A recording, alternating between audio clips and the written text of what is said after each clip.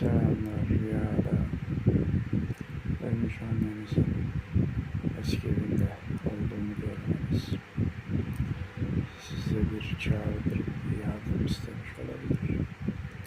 Orada annenize ait bir sihir, büyü, muska, buna benzer bir şeyler olabilir.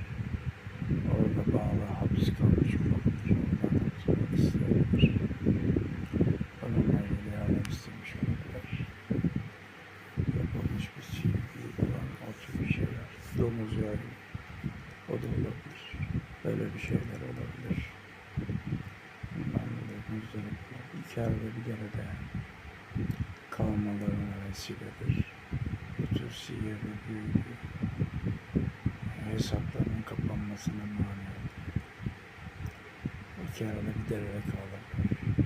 Bu tür sihirli büyülerden bulunup yakılıp imha edilmesi, onların kabirlerine döndüğünü